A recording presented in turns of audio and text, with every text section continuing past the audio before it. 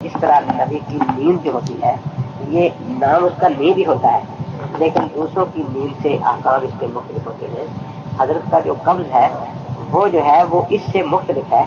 کہ جسم سے تعلق روح کا ختم کر دیا گیا، لیکن اس کو قلب اثر میں مرکوز کر دیا۔ اس سے بہتر جگہ جی جی،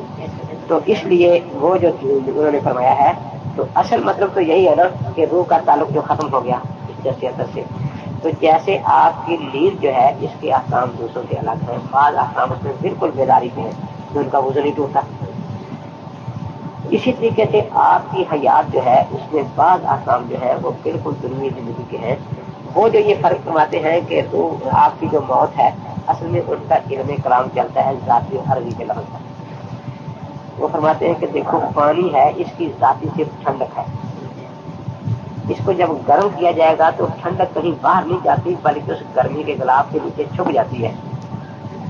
یہی وجہ ہے کہ گرم کرنے کے لیے تو باہر سے کچھ چیز لانی پڑے گی، آگ وغیرہ یا دودھ، لیکن ٹھنڈا کرنے کے لیے غلاف اوپر سے اٹھ جائے گا نا تو وہ ٹھنڈک خود نکل آئے گی۔ جیسے یہ اب روشنی ہے تو اندھیرا کہیں گیا نہیں ہوا، یہ روشنی کا غلاف پر چڑھ گیا ہے، جب سورج جائے گا یہ غلاف اتر جائے گا تو روشنی اس کے نیچے سے وہ خود ہی نکل آئے گی۔ اسی طرح وہ فرماتے ہیں کہ نبی پاک کی جو موت تھی وہ اسی معنی میں تھی کہ آپ کو چونکہ حیات ایسی دی گئی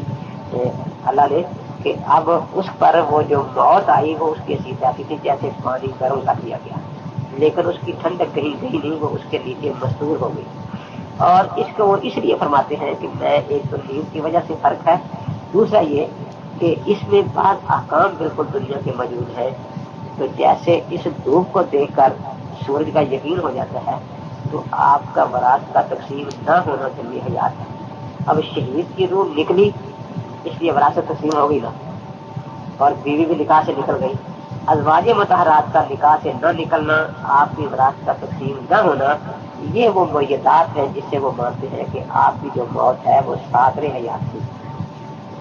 اس سے وہ روح جیسا ہم سے ہوتا ہے۔ لیکن اس پر وہ بھی فرماتے ہیں کہ میں اس پر زیادہ زور نہیں دیتا،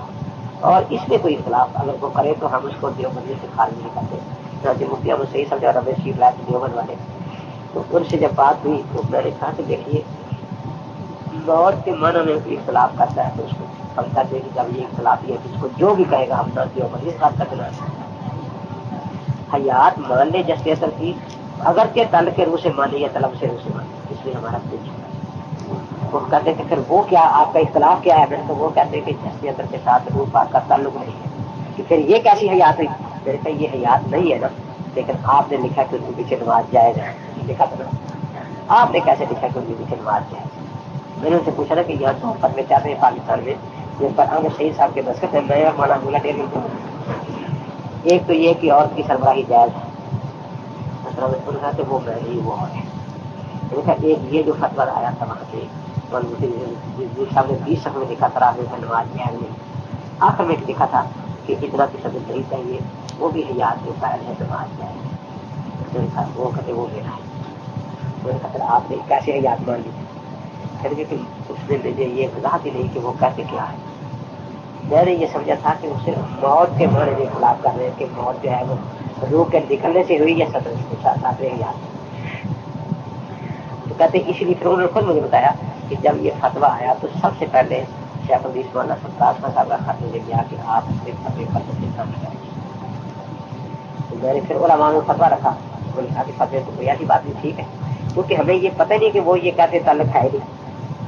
کہتے پھر مولانا نے 4 ماہ کے بعد مشکل آدمی بھیجا میرے پاس، لیکن یہ جو اب تو نے مجھے تشریح بتائی ہے کہ وہ سرے سے تعلق کا انکار کرتے ہیں، یہ مولانا نے مجھے نہیں بتایا۔